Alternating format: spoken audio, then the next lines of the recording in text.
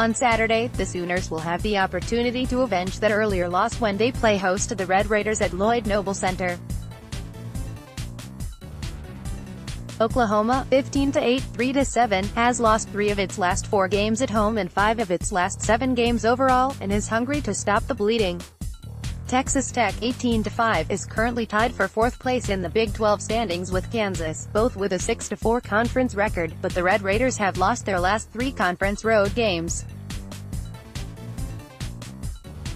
The Red Raiders have gone just 4-4 and fallen to number 18 in the Associated Press Top 25 since the Jan. 8 meeting between OU and Texas Tech, but they are still a very dangerous team that should make a deep run in the NCAA tournament, largely because of the type of game they play.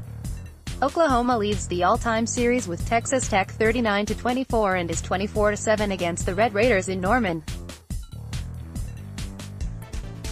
The Sooners have won 7 of the last 8 played between the two at the Lloyd Noble Center, including a 10-point win last season.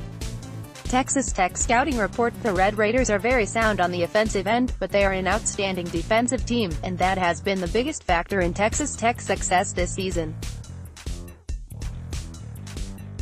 Coached by Chris Beard, a longtime assistant of Bobby Knight when he was leading the program at Texas Tech, the Red Raiders are the 3rd best team in the country in scoring defense, holding their opponents to just 57.1 points a game, and they lead the nation in field goal percentage defense, 36.2, because it plays such outstanding defense. Texas Tech is able to create offense from turnovers.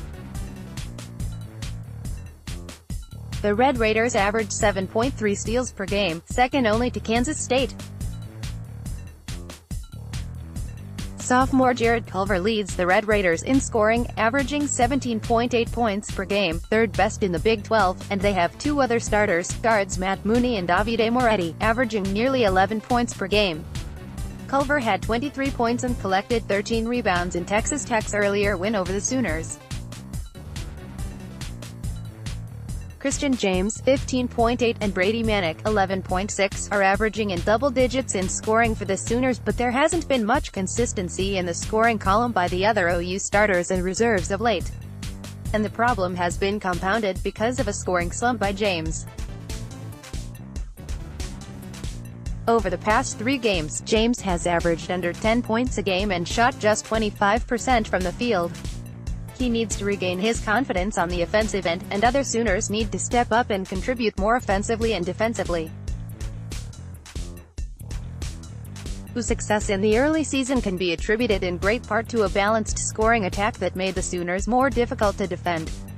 Bottom line: the Sooners were able to hang with the Red Raiders and were in a position to win the game in Lubbock.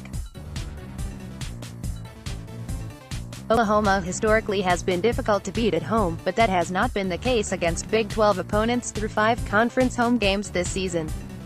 Kansas State handed the Sooners a 13-point defeat, and that was followed 2 home dates later by a 30-point demolition delivered by the visiting Baylor Bears.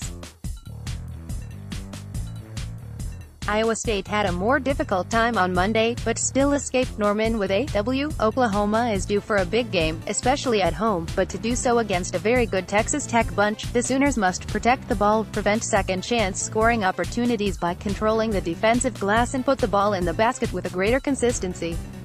A fairly simple winning formula, but something the Sooners haven't been able to master during their recent swoon. Next, is this band of sliding Sooners on life support?